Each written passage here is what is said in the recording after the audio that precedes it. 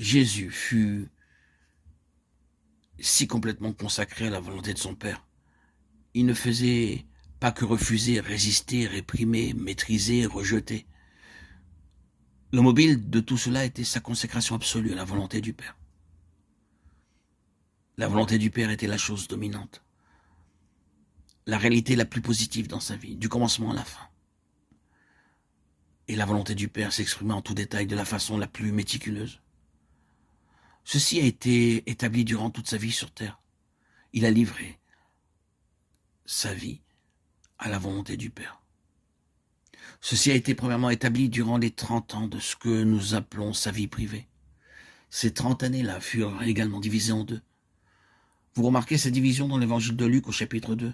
Tout d'abord, depuis sa présentation dans le temple jusqu'à l'âge de 12 ans. Voilà ce qu'on lit dans toute cette section. Or, l'enfant croissait et se fortifiait. Il était rempli de sagesse et la grâce de Dieu était sur lui. Puis à partir de l'âge de 12 ans, et Jésus croissait en sagesse, en stature et en grâce, devant Dieu et devant les hommes. Nous ne voulons pas nous arrêter maintenant pour analyser cela. C'est sujet à une analyse très profitable si on en prend soin de la faire. On voit les domaines dans lesquels ce développement a été réalisé, les domaines physiques, mentaux et spirituels, et sur le tout, le verdict est la grâce de Dieu. La grâce de Dieu, l'approbation divine, la satisfaction divine reposait sur toute sa vie. Il croissait devant le Seigneur comme quelqu'un en qui Dieu trouvait son plaisir. Pourquoi ? Juste au cœur même. Ne savez-vous pas qu'il faut que je m'occupe des affaires de mon Père ? Ou si vous préférez l'autre traduction, qu'il faut que je sois dans la maison de mon Père. Quelle que soit la signification de ces paroles, cela signifie assurément une conscience du Père au-dessus de la parenté naturelle et ordinaire. Remarquez que cela est placé juste au milieu de quelque chose qui a causé beaucoup de souffrance, de cœur et de perplexité à ses parents, selon la chair. Oui, il y avait une absolue consécration à la volonté de son Père, et cela a été établi durant les 30 années dans l'aspect commun et ordinaire de la vie de Jésus. Je pense que c'est une chose énorme. Pourquoi y eut-il 30 années dans le silence et le secret ? Nous avons si peu de lumière sur cette période. Pourquoi ? Simplement pour cette même raison. Si vous désirez l'explication, retournez à l'Ancien Testament. Vous vous souvenez que les Lévites commençaient leur service à l'âge de 30 ans. Luc nous dit au sujet de Jésus commençant son ministère.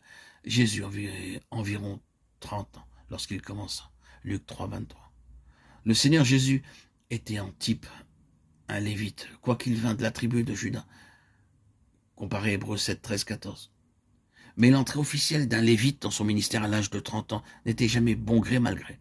Il y avait une histoire à l'arrière-plan. L'histoire du Lévite, la vie du Lévite, la conduite du Lévite se trouvait à l'arrière-plan. Et bien que nous n'ayons rien qui nous rende ceci tout à fait clair, peut-être parce qu'il n'y eut jamais d'occasion pour cela. J'ose dire que si quelques jeunes hommes de la tribu de Lévi dans cette ancienne dispensation avaient vécu une vie dissolue, ils ne seraient jamais devenus un Lévite qui officie en atteignant l'âge de 30 ans. Non, le sceau devait être apposé sur ces 30 années, à savoir que l'homme avait marché devant Dieu. Et le même principe fut amené à prendre effet dans la vie de Jésus. Dieu le testa, l'éprouva dans les aspects ordinaires de la vie. Cela doit être très sérieusement considéré par nous comme principe de l'approbation de Dieu. Vous pouvez aspirer à entrer dans le ministère. Dieu peut aspirer à ce que vous soyez apte à être introduit dans le ministère. Dans tous les aspects ordinaires de la vie, vous êtes en train de passer le test. Vous êtes en train d'être éprouvé. L'œil de Dieu est sur vous. Souvenez-vous qu'à l'âge de 30 ans, quand Jésus vint au Jourdain, les cieux s'ouvrirent et une voix prononça « En toi j'ai mis toute mon affection ». Marc 1, 11. Je pense que cela couvrit les 30 années. Cela parlait de la grâce de Dieu en 30 ans de vie ordinaire et lui rendait possible de commencer son ministère. Peut-être n'avons-nous pas tellement raison de parler de vie ordinaire en considérant comment le diable essayait de l'atteindre dès le début, Matthieu 2, 13, 18. Mais quel que soit ce que représentaient les 30 années, il n'y a aucun doute que les 3 ans et demi du ministère public de Jésus ont ratifié à travers des feux intenses le fait qu'il était sans aucune réserve consacré à la volonté de son Père. Ces 3 ans et demi furent une période de feu les plus intenses pour le faire dévier légèrement de l'accomplissement de la volonté de son Père, par la considération personnelle, celle du moi, par tout appât des royaumes de ce monde et de leur gloire, et par toute menace de l'ignominie de la croix. Satan cherchait à produire cette déviation à l'égard de la volonté de Dieu. Et Jésus combattit cela jusqu'à la fin.